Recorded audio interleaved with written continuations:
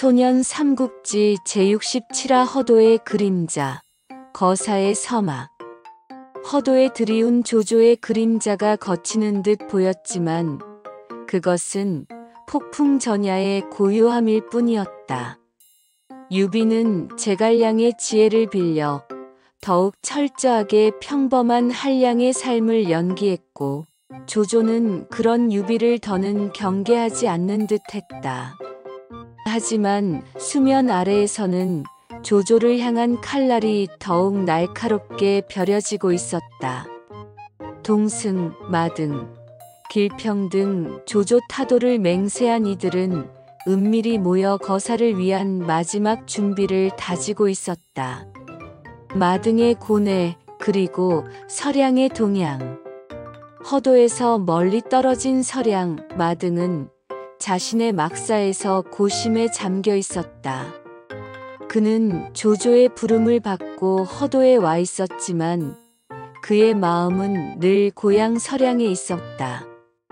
헌제의 밀칙을 받은 동지로서 조조 타도의 대업에 참여하기로 했지만 서량의 상황은 그를 주저하게 만들었다. 서량은 흉악한 이민족과 도적대가 들끓는 혼란스러운 땅이었다. 이곳을 안정시키고 백성을 돌보는 것만으로도 마등에게는 벅찬 일이었다. 과연 내가 이곳을 떠나 허도로 향하는 것이 옳은 일인가? 마등은 한숨을 내쉬었다. 그의 곁에는 그의 충직한 부하이자 신복인 방덕이 말없이 서 있었다. 장군, 무슨 연유로 그리 깊은 시름에 잠겨 계십니까? 방덕이 조심스럽게 물었다. 마등은 망설이다가 결국 방덕에게 헌제의 밀칙과 자신의 고뇌를 털어놓았다. 방덕, 우리는 헌제의 밀칙을 받아 조조를 토벌해야 한다. 하지만 서량은 여전히 불안하고 내가 자리를 비우면 더욱 혼란스러워질 것이다. 백성들을 버리고 대업에 나서는 것이 과연 옳은 일일까? 방덕은 마등의 말을 묵묵히 들었다. 그리고 잠시 후 단호한 목소리로 입을 열었다.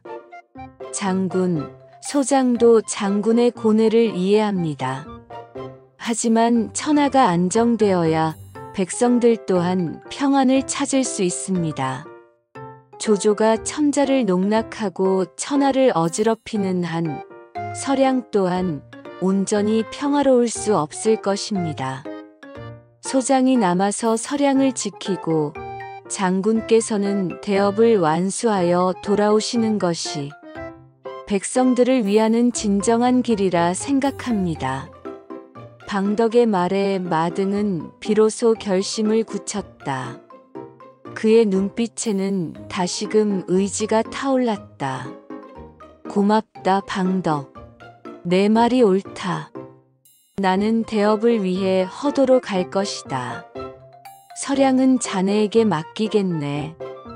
마등은 곧바로 허도로 향할 준비를 시작했다. 그와 함께 서량의 정예 기병대가 비밀리에 움직이기 시작했다. 그들은 조조의 감시를 피하며 허도 근처에 잠복할 계획이었다. 마등의 움직임은 조조의 정보망에 포착되지 않도록 극비리에 진행되었다. 길평의 기회, 조조의 목숨을 노리다. 한편 허도에서는 길평이 조조의 독살 기회를 엿보고 있었다. 길평은 조조의 어이였기에 조조에게 직접 접근할 수 있는 유일한 인물이었다. 그는 조조의 약재를 다루는 과정에서 독을 쓸 기회를 찾고 있었다. 하지만 조조는 본래 의심이 많은 성격이라 약을 먹기 전 반드시 여러 번 확인하고 맛보는 습관이 있었다. 길평은 번번이 기회를 놓치고 있었다. 어느 날 조조는 지병인 두통으로 고통받고 있었다. 조조는 길평을 불러 당장 약을 지어오라고 재촉했다. 길평에게는 절호의 기회였다. 그는 비장한 각오로 약방으로 향했다. 오늘이야말로 기필코 조조의 숨통을 끊으리라. 길평은 약재를 준비하며 독약을 섞을 기회를 노렸다. 조조의 측근들이 지켜보는 가운데 길평은 능숙하게 약재를 다루는 척하며 미리 준비해둔 독약을 몰래 집어넣었다. 독약은 무색무취였기에 쉽게 발각되지 않을 것이라 확신했다. 길평은 조조에게 약을 바쳤다. 조조는 여느 때처럼 약을 맛보라고 지시했고 길평은 침착하게 약을 한 모금 마셨다. 독이 치명적이지만 즉효성이 아닌 서서히 몸을 망가뜨리는 종류였기에 길평은 자신의 목숨을 걸고 연기할 수 있었다. 조조는 길평의 연기에 안심한 듯 약을 들이켰다. 약이 쓰지만 효험은 있을 듯하군. 조조는 만족스러운 듯 말했고 길평은 속으로 쾌재를 불렀다.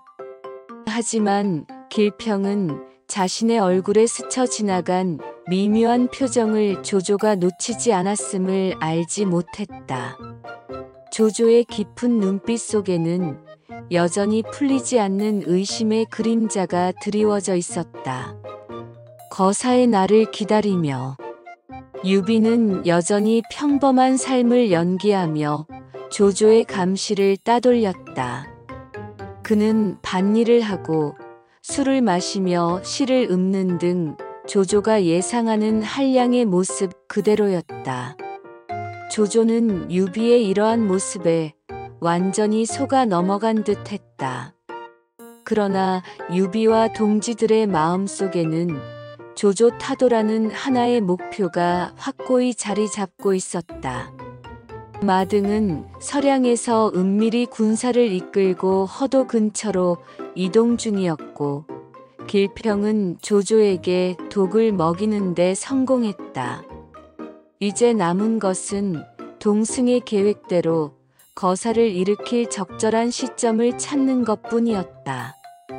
허도의 밤은 깊어지고 거사를 위한 모든 준비가 착착 진행되고 있었다. 조조의 건강이 서서히 나빠지는 것을 본 동승은 거사의 시점을 조율하기 시작했다. 과연 유비와 동지들은 조조의 의심을 완전히 피하고 대업을 완수할 수 있을까?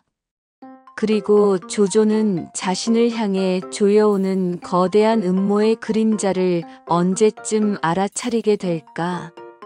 소년 삼국지 다음 이야기가 궁금하다면 구독과 좋아요 부탁드립니다.